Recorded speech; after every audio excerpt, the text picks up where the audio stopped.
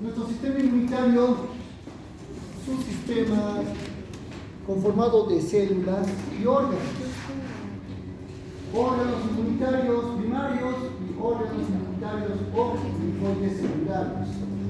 Todo para formar células inmunitarias y permitir su maduración para que estas células sean capacitadas en una función esencial para nuestro cuerpo, la inmunidad, que es un proceso de defensa que protege a nuestros componentes, a nuestras células, tejidos de elementos extraños, patógenos o nocivos. Así pues, este sistema inmunitario es un mecanismo básico de defensa. Tenemos una inmunidad innata con la que nacemos y una inmunidad adaptativa que vamos adquiriendo con cada enfermedad o infección que tengamos. Así nuestro sistema inmunitario se hace más fuerte, se desarrolla y adopta una memoria inmunológica con anticuerpos y linfocitos de memoria. Y eso sería lo normal. Pero como estamos en patología, vamos a ver lo anormal de este sistema inmunitario. Ahí tenemos entonces las hipersensibilidades. Es una inmunopatología. Y el término hiper significa aumento. Y es porque nuestro sistema inmunitario acá tiene un aumento de función. Su función normal va a estar exagerada. Su reacción inmunitaria frente a una lesión, frente a patógenos, inclusive frente a cosas que son inofensivas, va a estar excesiva. Y esto va a tener una consecuencia: el daño a los tejidos, un daño tisular. Entonces es nuestro propio sistema inmunitario quien empieza a causar una lesión a las células, a los tejidos, producto de una reacción exagerada. Ahora, hipersensibilidades, vamos a tener como siglas HS, hipersensibilidad, para resumir. Van a haber 4 tipos de hipersensibilidades. Esta clasificación fue propuesta por 2 inmunólogos, Hell y Combs, y los han clasificado en 4 tipos de hipersensibilidad acorde a su complejidad y a su tiempo de acción. Y lo vamos a pasar acá. Todo lo que es normal lo hemos visto.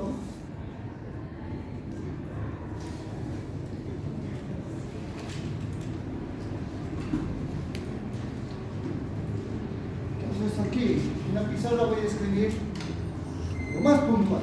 Esto tiene muchas características, pero lo más importante.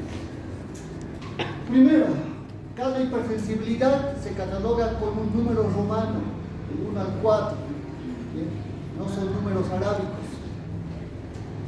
Segundo, cada hipersensibilidad está mediada por un elemento del sistema inmunitario. ¿Bien?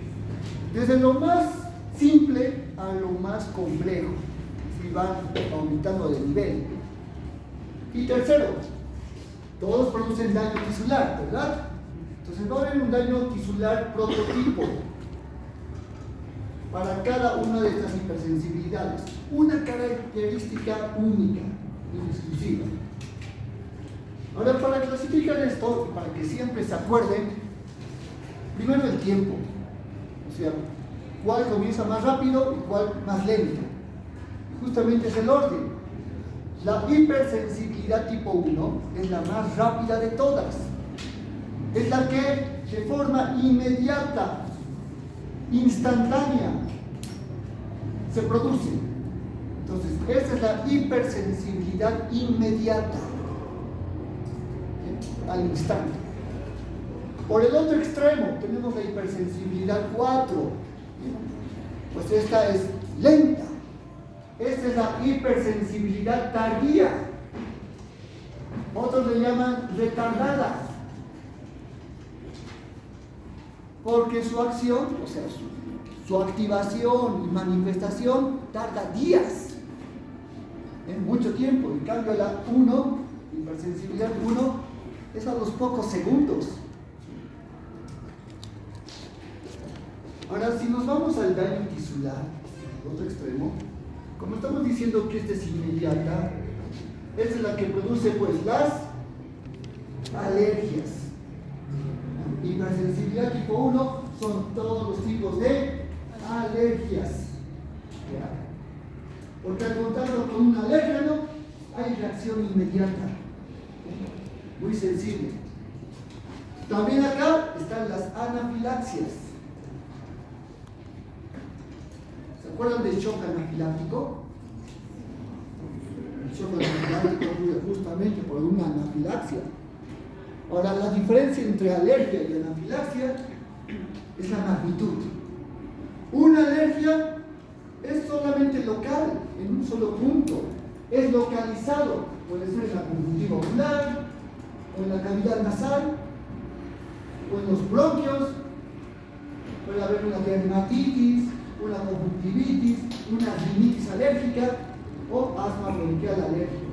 Está bien localizado. En cambio, una anafilaxia es grave, es peligrosa. Esto es a nivel sistémico, generalizado en todo el cuerpo. Por eso la presión cae, porque va a haber vasodilatación sistémica, ¿no? Se produce shock. Ahora, la hipersensibilidad tipo 2. Su daño tisular prototipo es la inflamación, también, porque es una respuesta inmunitaria. Acá también puede haber incremento de fagocitosis. A este lado. Fagocitosis. Porque va a haber opsonización. La opsonización es el recubrimiento de patógenos o células, tanto de complemento como de anticuerpos. Y hay un tercer punto más: la disfunción celular, que también puede producirse por la hipersensibilidad tipo 2. Ahora, la tipo 3 es más sencilla. Su daño tisular característico es vasculitis, la inflamación de los vasos sanguíneos. Solo vasculitis. Y la de tipo 4. Esta va a tener también una característica. Puede formar granulomas. Granulomas inmunitarios, ya que es una respuesta muy exagerada a un granuloma. O también, más grave, un rechazo a trasplantes de órganos por acción inmunitaria. Ahora, ya conociendo los daños tisulares, vamos al elemento inmunitario que va a mediar cada hipersensibilidad. Entonces vamos de lo más simple a lo más complejo. Lo más simple sería la inmunoglobulina E, el cual produce alergias. ¿Bien? Un solo anticuerpo, IgE. Ahora, de clase 2 van a ser pues 2 anticuerpos. Ya subimos el nivel. 2 inmunoglobulinas. La IgG y también, aparte, la IgM. Una se encuentra en sangre, la IgM, y la otra en tejidos y sangre, la IgG. Por eso la hipersensibilidad tipo 2 es la mediada por anticuerpos. Cuerpos, ¿no? En plural, son 2 inmunoglobulinas. Ahora, lo más complejo a un anticuerpo ya llega a ser inmunocomplejos. Y esa sería la hipersensibilidad tipo 3. Un inmunocomplejo está constituido por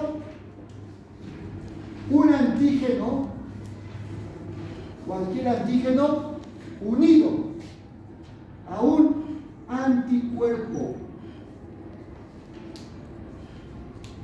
Pero aquí tiene que haber una condición. deben ser circulantes, libres, en la sangre, circulando por la vía sanguínea, por la circulación. Y llegamos a la hipersensibilidad tipo 4, la tardía. Y justamente es tardía porque está mediada por células.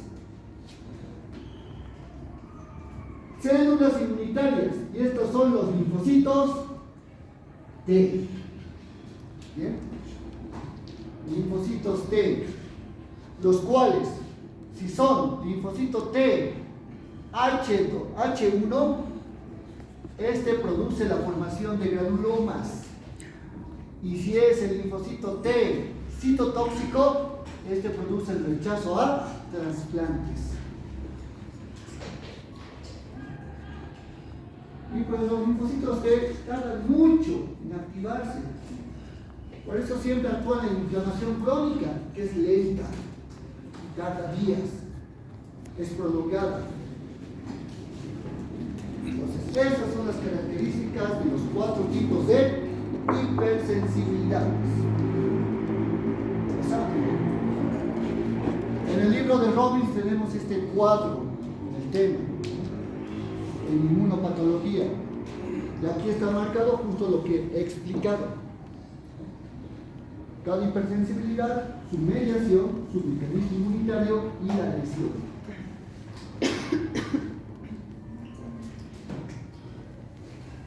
En la hipersensibilidad tipo 1, jóvenes, las alergias se producen en solamente algunas personas, no en todo el mundo. Las personas con alergia, con anafilaxia, deben ser personas atópicas, que tengan una predisposición genética a desarrollar en su vida alergias. ¿Bien? Es por eso que sus niveles de IgE son muy elevados. Genéticamente ya está predispuesto. Va a tener más cantidad de mastocitos en el cuerpo, en piel y mucosas. Va a tener más cantidad de eosinófilos en la sangre. Son personas muy sensibles. La hipersensibilidad tipo 2, ¿no? Mediado por anticuerpos. Tanto la IgG y la IgM son normales. Aquí el detalle está en el antígeno al cual se vinculan. El antígeno debe estar en superficies de células, superficie celular. Y como los anticuerpos van buscando antígenos, cuando encuentran un antígeno en la superficie de una célula, se vinculan y lo atacan. Y toda célula pues, que ya tenga anticuerpos en su superficie está condenada, porque ahí mismo se va a activar el sistema del complemento y van a causar o lisis de la célula o fagocitosis de la célula. Va a haber inflamación de por medio. Ahora, en la hipersensibilidad tipo 3, hemos dicho que la condición es que los antígenos sean circulantes. Ya no están unidos a superficies, son libres. El antígeno suelto. En algún momento se va a topar con un anticuerpo y van a formar el inmunocomplejo. Lo malo, como vemos, estos inmunocomplejos van a causar pues, vasculitis necrotizante, porque va a haber una necrosis exclusiva de esta vasculitis, la necrosis fibrinoide, que ya la hemos visto. Entonces, vasculitis necrotizante o necrosis fibrinoide. En piel se puede producir, es más frecuente, en mucosas y hasta en órganos.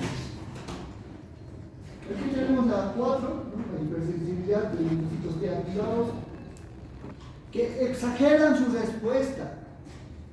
Recuerdan que los linfocitos T siempre van buscando patógenos, ¿verdad? Van produciendo quimiosinas, citocinas, van causando destrucción de células infectadas. Eso está bien.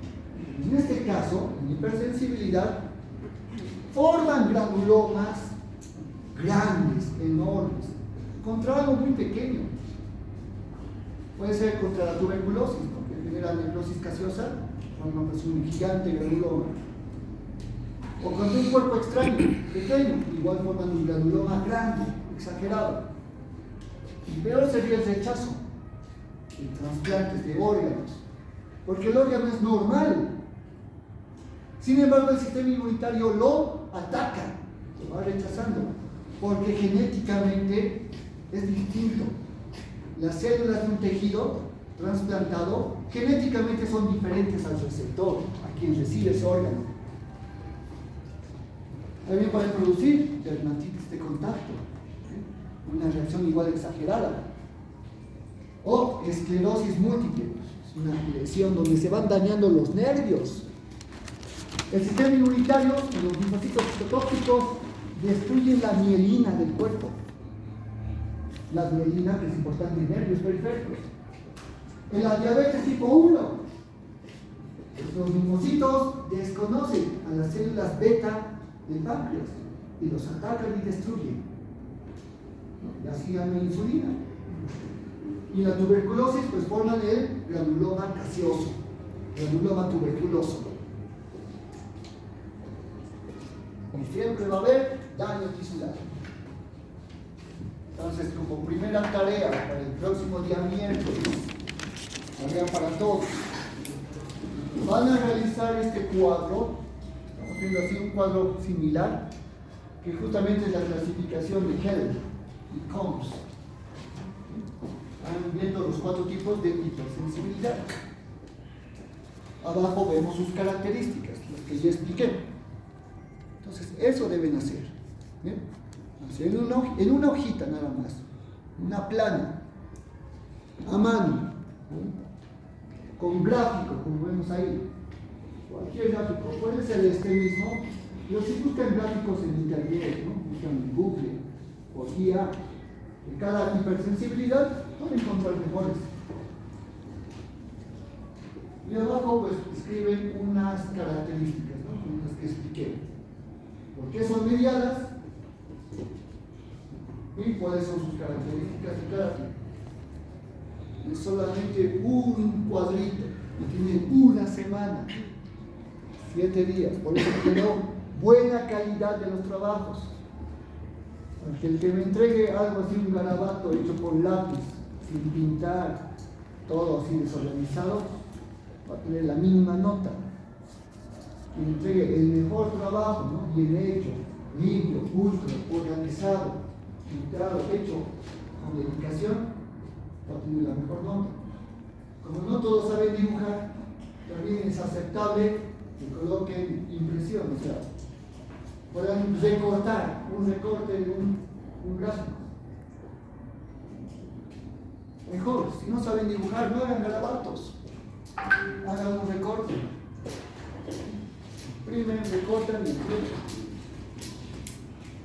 De eso van a sacar foto de su hojita antes de entregar.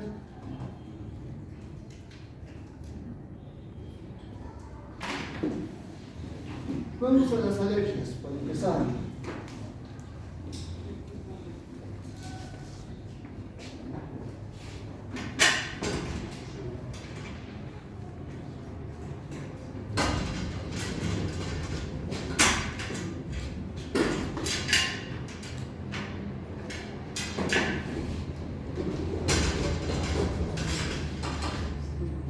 Las alergias pues van a presentar 3 fases en su patogenia. Si hablamos primero de etiología, la hipersensibilidad tipo 1 siempre va a tener un agente etiológico, el denominado alérgeno, que ocasiona o genera alergia. Y un alérgeno es cualquier elemento, cualquier material. Puede ser comestible, puede ser incluso un medicamento, un fármaco. Los alérgenos pueden ser materiales de la naturaleza o sintéticos, cualquier cosa. A ver, ejemplos de alérgenos que sean comestibles. El maní. Otro. ¿Los conservantes? El polen, comemos polen. Comestible. Mariscos, ¿no? Uno de los más comunes alérgenos. Chocolate también. Otro.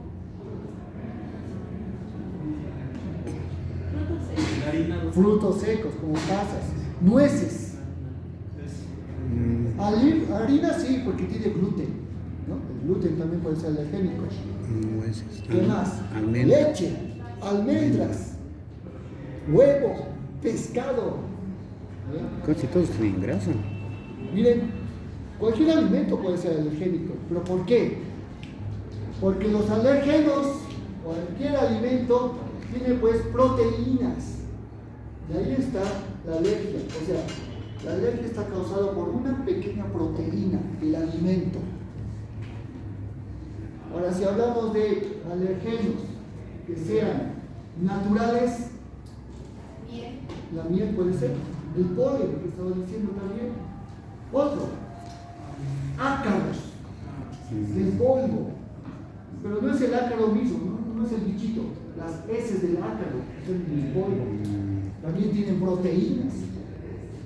Lana, que es donde se hace la ropa, igual.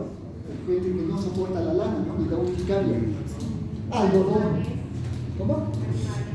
Animales como el pelo de gato, pelo de perro, donde la alergia está en la caspa. O sea, las proteínas de la alergia están en la caspa del animal, del pelo, o en su saliva, o en su orina también. Artificiales, alergenos artificiales, como el látex. ¿Ah? Artificiales. Pueden ser también perfumes, lociones, cualquier tipo de cosmético, ¿no? Una crema, una loción, labios, ¿no? Eso para limpiar los labios. Cualquier cosmético que puede existir. Bien. Proteínas en cualquier lugar. ¿Bien? Y es justamente un fragmento de esta proteína la que va a ser el alérgeno. Pero todas estas proteínas son inofensivas, no son patógenas, no son ni siquiera antígenos. Son inofensivos porque el pelo del animal a nadie causa enfermedad. O la leche, o mariscos, ¿no? A nadie causa enfermedad. Pero en las personas que son atópicas, sí les va a causar sensibilidad, alergia, anafilaxia. Medicamentos. Pueden ser vacunas. Algunas pueden presentar una alergia a una vacuna. Penicilina, más común. Penicilina. Alérgicos a la penicilina jamás deben recibir penicilina, porque esto incluso es inyectable. En vez de eso, hay que sustituir por eritromicina. Es otro antibiótico similar. Bien. Ahora vamos a la patogenia.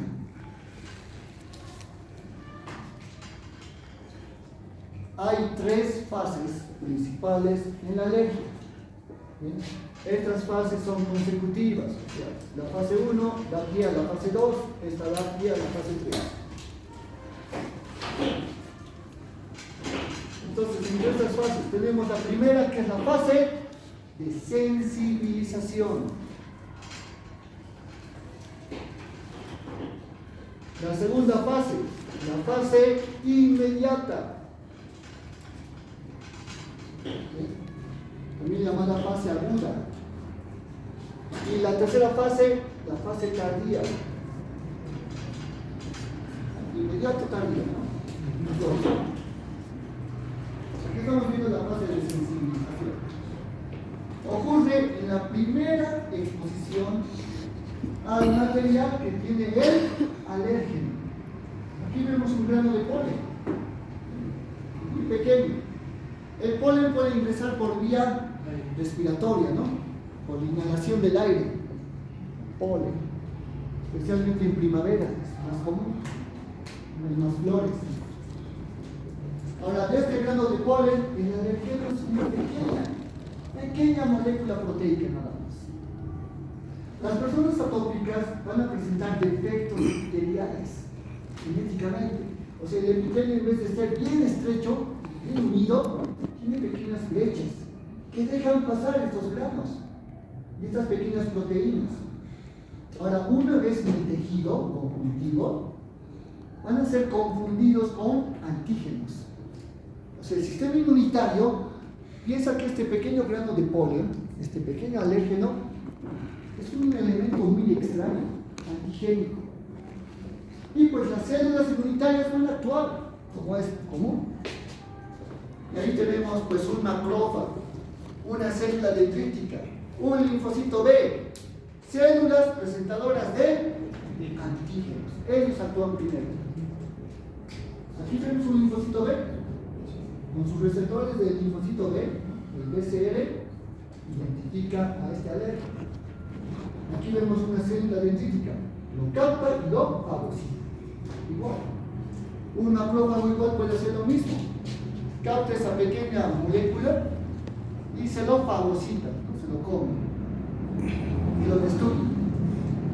Pero en vez de destruirlo por completo, cual tendría que ser lo normal, va a guardar fragmentos antigénicos.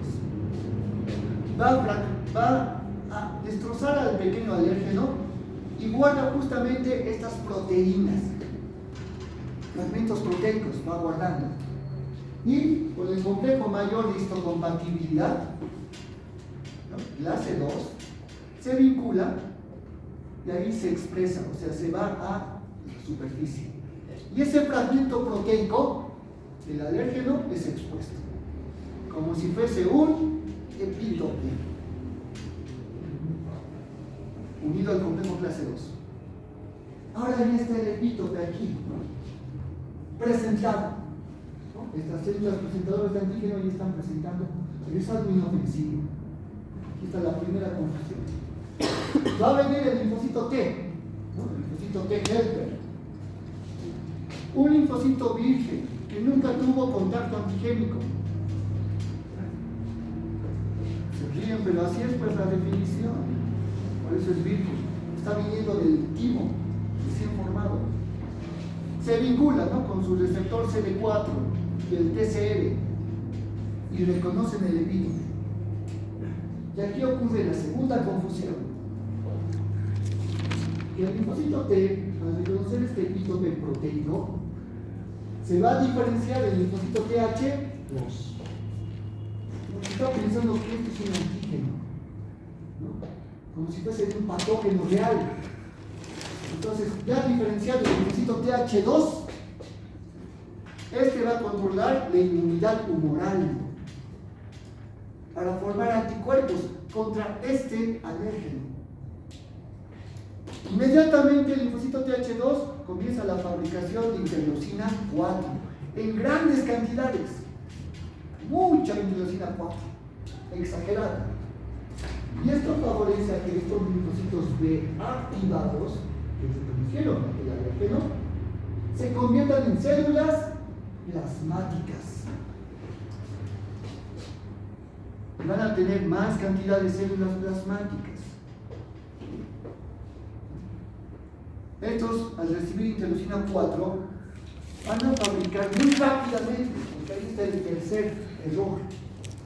Se forman tan rápido estas células plasmáticas, de forma descontrolada, que forman directamente IgE. Lo normal es que formen IgM primero, luego IgG, pero aquí están produciendo directamente inmunoglobulina E. Y en mucha cantidad. Por eso la IgE es muy alta en las personas alérgicas. Ahora, toda esta gran cantidad de inmunoglobulina E va a parar a las células cebadas. Tenemos células cebadas en la sangre, los basófilos, y células cebadas en piel y mucosas, los mastocitos. Y todo mastocito tiene gránulos cargados de mediadores inflamatorios, cargados de histamina, serotonina, quimiosinas. Y cada mastocito y basófilo en su superficie tienen receptores para la IgE. Se les llama, ¿no?, receptores FC para la inmunoglobulina E. Aquí está. FC es en inglés, ¿no? Justamente la inmunoglobulina E libre dura 4 días nada más y se desintegra. Pero cuando la IgE se vincula a su receptor en la superficie de mastocitos, dura hasta 4 a 6 meses íntegra, activa. Y es ahí donde pues los mastocitos de piel y mucosas van a estar ahora sensibilizados, porque ahora ya presentan inmunoglobulina E en su superficie por 6 meses. Esa es la primera fase. Fase de sensibilización, porque lo que se sensibiliza son los mastocitos. En esta primera fase no hay alergia, no ocurre reacción. Ha sido la primera exposición. Pero cuando ya venga la segunda exposición al mismo alérgeno, ahí va a ocurrir la reacción inmediata de hipersensibilidad.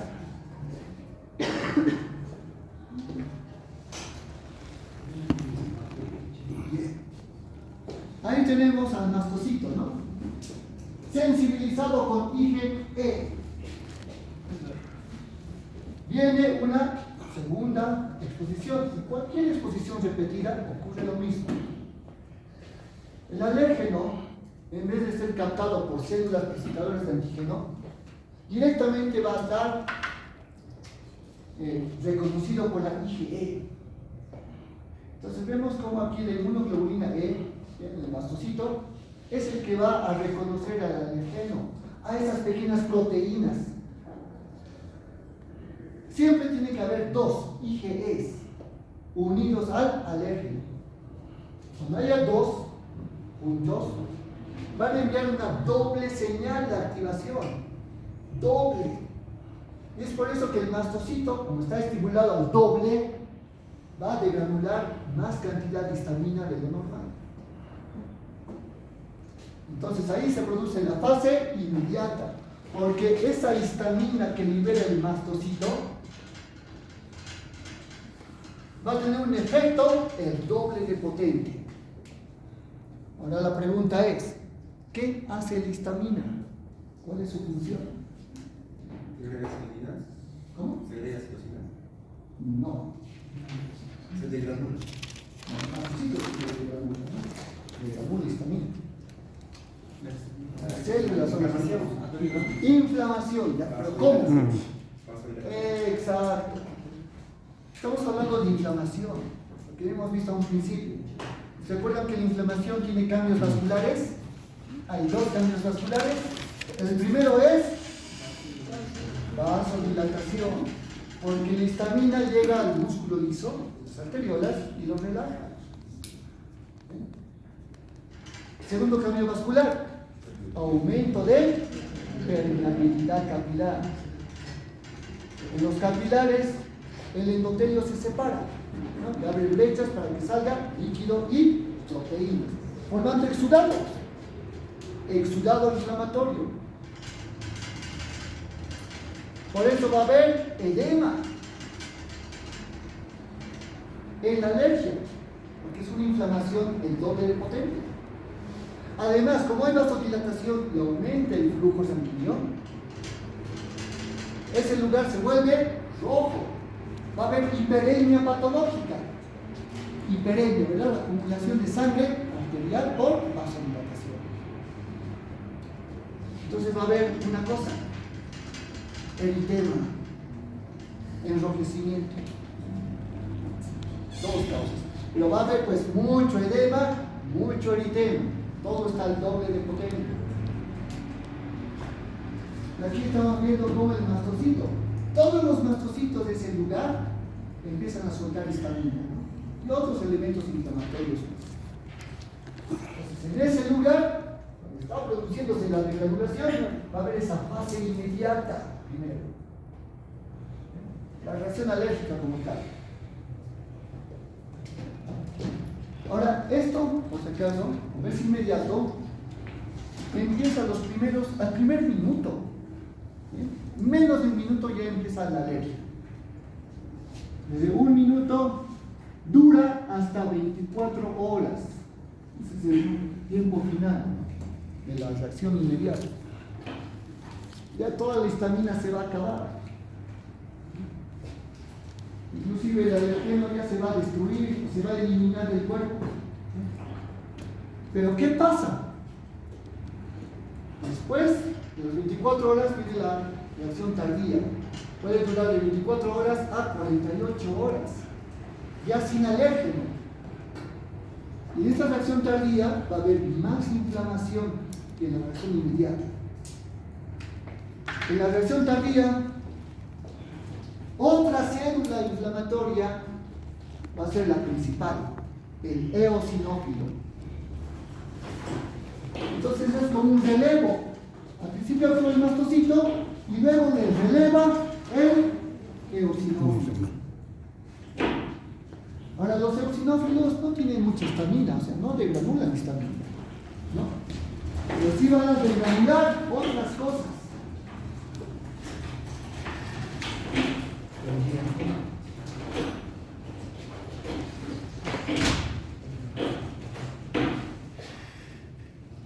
Los eosinófilos jóvenes, ¿se acuerdan que? A ver, no, mejor les preguntaré, ¿cuál es la función de un eosinófilo?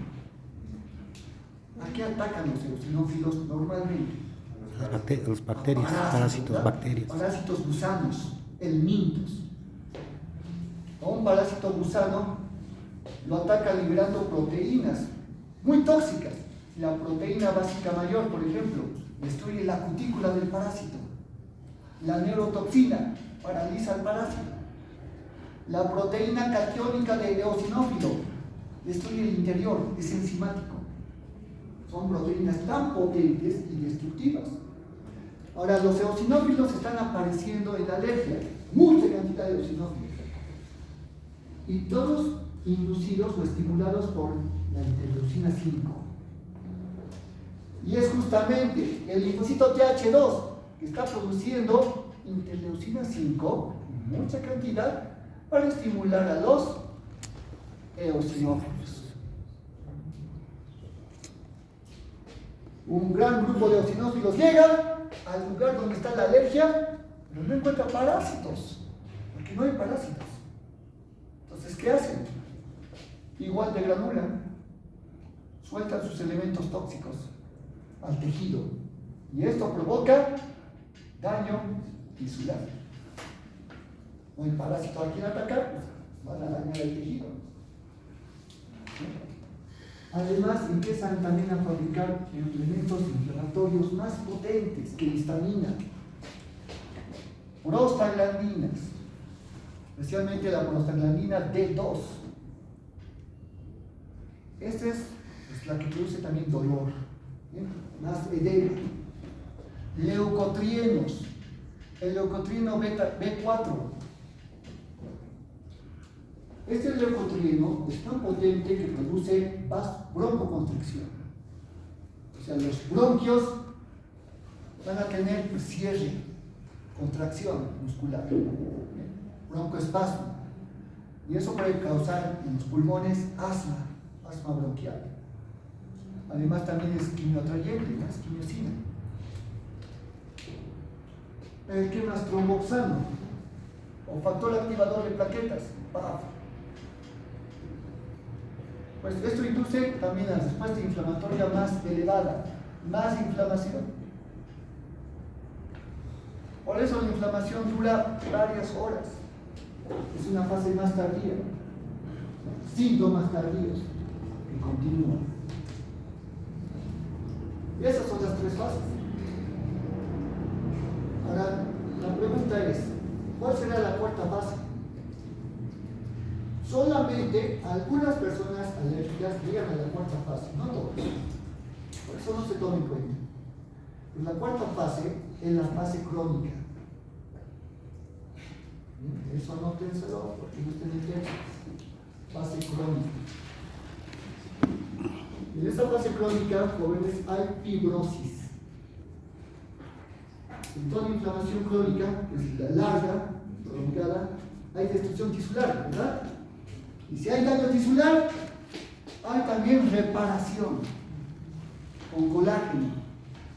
Pero si hay otra exposición con el mismo alérgeno, todo esto se repite y hay más daño tisular. Entonces la reparación fracasa con otra inflamación nueva. Por eso va a haber mucha acumulación de fibras de colágeno. Y ese lugar va a tener fibrosis. Por eso es fase crónica. Los pulmones y los bronquios se pueden fibrosar y engrosar. La piel misma se vuelve gruesa con tanta alergia. La mucosa nasal, si hay rinitis muy continua, muy repetida, se va a engrosar con fibrosis. Eso provoca cambios estructurales.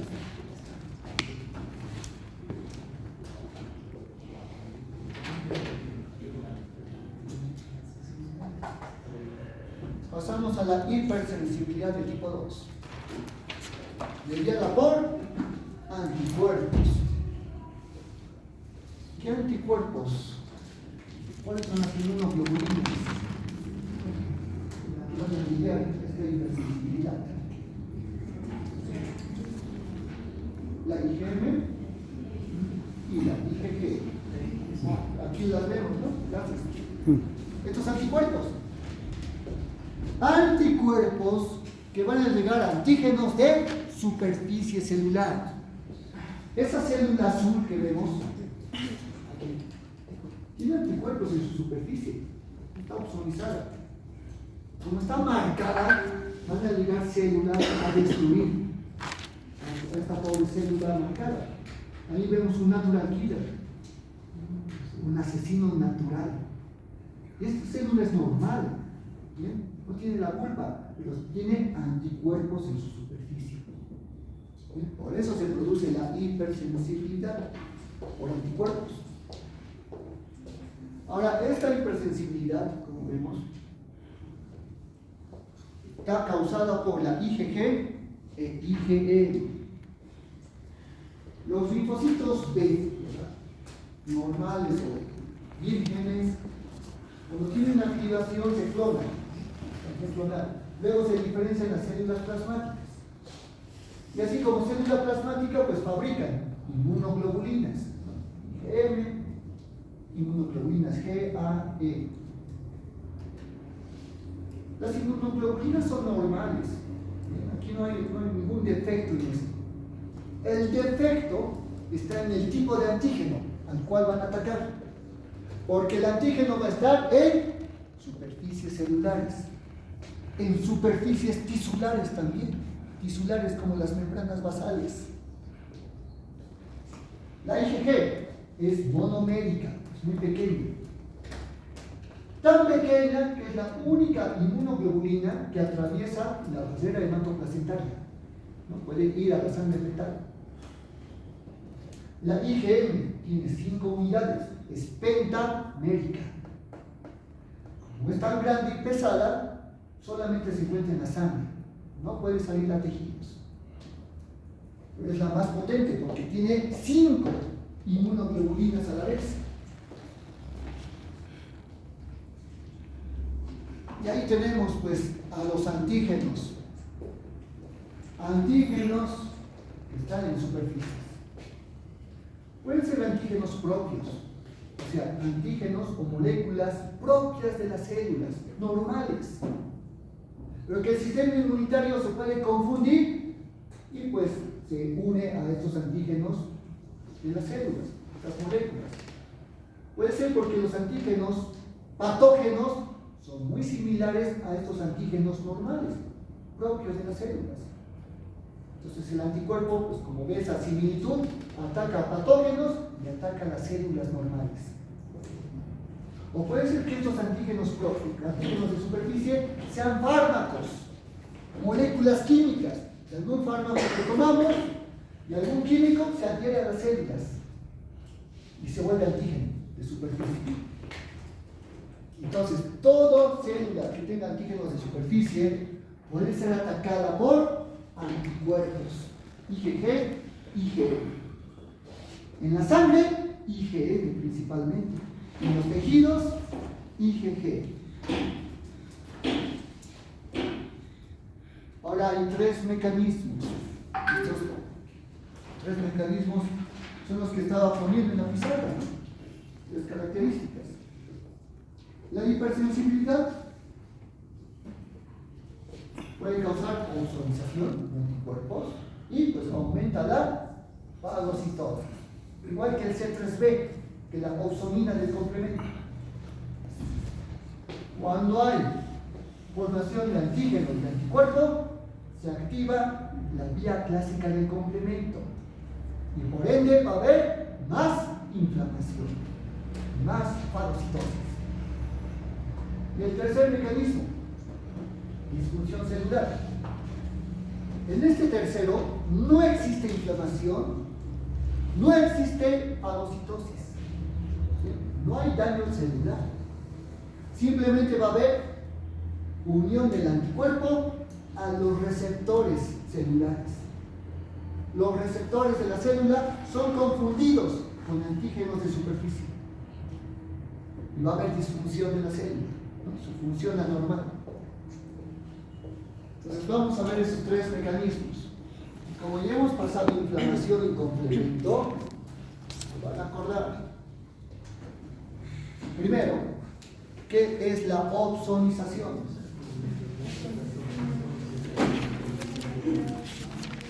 ¿Qué es opsonización?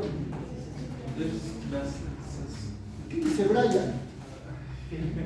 Es la preparación, movimiento de patógeno para ser fagocitado. Ya, ese es el movimiento del patógeno para ser fagocitado. Sí.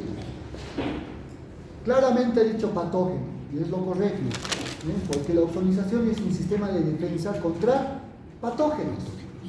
Pero, como estamos hablando de hipersensibilidad, de patología, la opsonización no se produce en patógenos, se produce en células normales. Es una célula normal la que se va a opsonizar. Y por este medio pues se va a eliminar la célula normal. Todo porque la célula va a presentar antígenos de superficie, al cual llegan los anticuerpos. Por eso, ¿bien?, quedan opsonizados. Aquí podemos ver en la imagen. Bien, como ejemplo, podemos mencionar varios. Encontramos a los anticuerpos, a las inmunoglobulinas, ¿sí? La inmunoglobulina M, la inmunoglobulina G. Además, encontramos a componentes del sistema de complemento como el C3b, el C4b. El C3b, la opsonina, ¿no? Principal. Miren cómo esta célula ha quedado opsonizada, ¿no? Con tanto C3b, complemento, opsonina, y además anticuerpos a la vez. Eso va a incrementar entonces la fagocitosis. Aquí va a llegar este fagocito, ¿no? Y pues, como tiene receptores Fc para esta fracción C de las inmunoglobulinas, el receptor se acopla a los anticuerpos y el fagocito va a comerse a la célula. Especialmente los macrófagos. Los macrófagos comen células muertas, pueden comer células vivas también, solo en este caso. Entonces, si esta, miren, esta cosita que parece una bacteria, ¿no? Parece una plaqueta, un trombocito, o fuese un eritrocito, ¿no? Un glóbulo rojo. Al ser opsonizado, porque tiene justamente antígenos de superficie, el macrófago tiene receptores para el complemento y tiene receptores para el anticuerpo, ¿no? Receptor Fc. Entonces rápidamente se extiende su membrana celular y los receptores se unen al complemento y a los anticuerpos y se fagocitan. Se forma el fagosoma, se unen los lisosomas y se convierte en fagolisosoma. Y se degrada de forma enzimática, ¿no? Con las enzimas lisosómicas. Va a haber heterofagios. Fagocitosis y heterofagia y destrucción.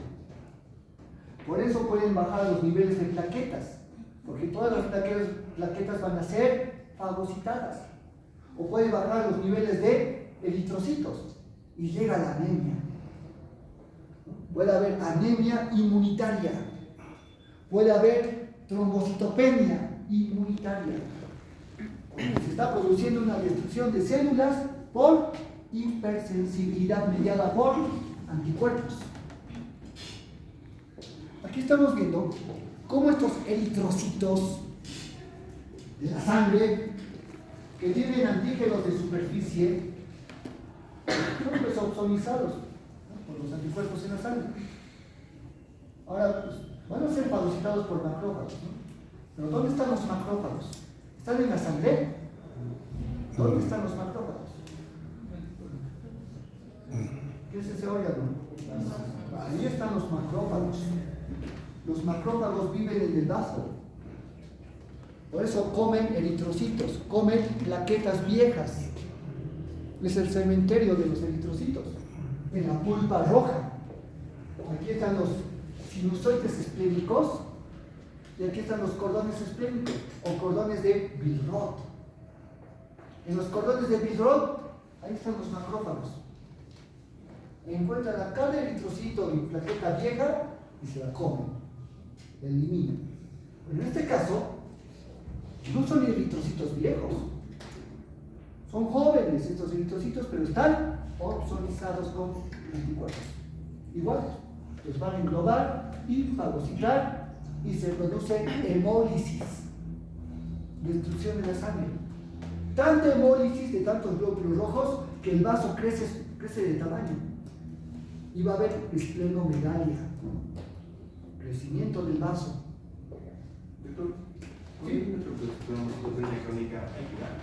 Sí, bueno, puede ser justamente el trasplante de nebulosa, para que justamente tenga más formación de plaquetas. Con medicamentos. Con medicamentos también, tendría que ser justamente medicamentos que bloqueen a estos anticuerpos, ¿no? Gamma globulinas. Son anticuerpos contra anticuerpos.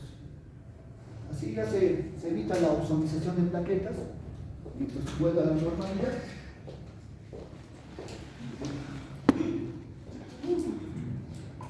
Vamos al siguiente. Ahora vamos a situaciones clínicas de la hipersensibilidad tipo 2. O sea, ¿cómo va a haber opsonización y fagocitosis? Reacciones transfusionales incompatibles. Las personas tenemos grupos de sangre, grupo A, grupo B, grupo AB, grupo O. Ahora, cada uno tiene un grupo de sangre, ¿por qué? Los eritrocitos tienen antígenos de superficie, que son normales, son naturales. Antígeno A, antígeno B, son los únicos que hay. Si los eritrocitos tienen los dos antígenos A y B, la sangre es grupo AB. Y si no existen antígenos de superficie, ese es grupo O, grupo 0. Ahora, nuestro plasma de la sangre tiene anticuerpos, IgM. ¿Bien? Los del grupo A tienen anticuerpos anti-B. Grupo B, anticuerpos anti-A. Grupo AB no tiene anticuerpos, porque si no atacarían sus propios eritrocitos, ¿no? Y el grupo 0, como no hay antígenos, tiene los dos anticuerpos, anti-A y anti-B. Ahora imaginen una persona del grupo O, casi la mayoría somos grupo O, que le transforme en sangre A, tipo A. Sí, el cuerpo no va a rechazar, o sea, los que van a ir al ataque serán los anticuerpos anti-A, que se van a unir al antígeno A, esa sangre diferente, ¿no? Entonces empiezan a opsonizarnos. Va a haber aglutinación. Miren cómo un anticuerpo se une a dos eritrocitos diferentes. Entonces la sangre se aglutina primero.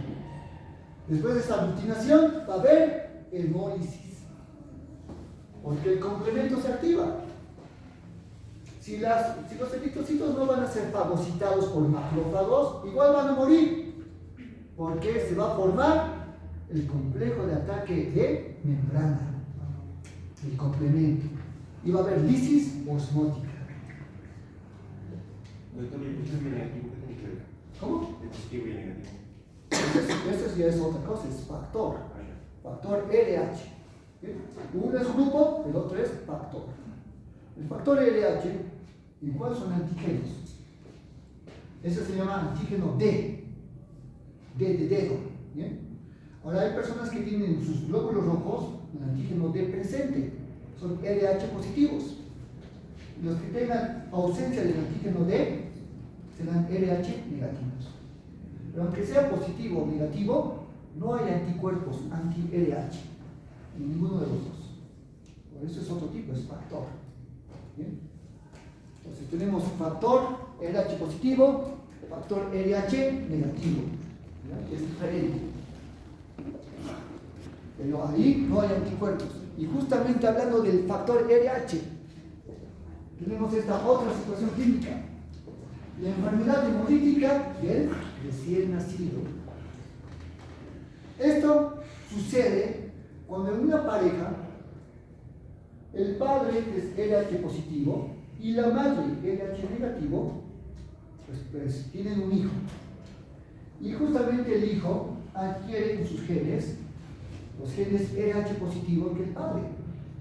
No es como la madre, ¿no? Entonces miren, el feto que está naciendo, que se está desarrollando, es RH positivo, pero la madre, con su sangre, es RH negativo. Ahora hemos dicho que siendo RH positivo o negativo, no hay anticuerpos anti-RH, no hay. Pero aquí, ¿qué pasa? Durante el embarazo, durante el primer embarazo, no sucede nada, hasta el momento del parto. Cuando se desprende la placenta del parto, hay venas uterinas desgarradas, rotas. Entonces ahí puede ocurrir que la sangre del feto, RH positiva, entre a la circulación materna, entra a la sangre de la madre, y va a haber eritrocitos, ¿no? RH positivos en la sangre de la madre. Y eso es algo extraño para su sistema inmunológico. Nunca conoció RH. Entonces van a ser eliminados estos eritrocitos, ¿no? RH positivos. Pero se van a formar anticuerpos anti-RH en la sangre de la madre. Y para siempre. Ahora, esos anticuerpos anti-RH pueden atacar al siguiente embarazo. Si el siguiente feto nuevamente es RH positivo, pues la madre ya tiene anticuerpos anti-RH.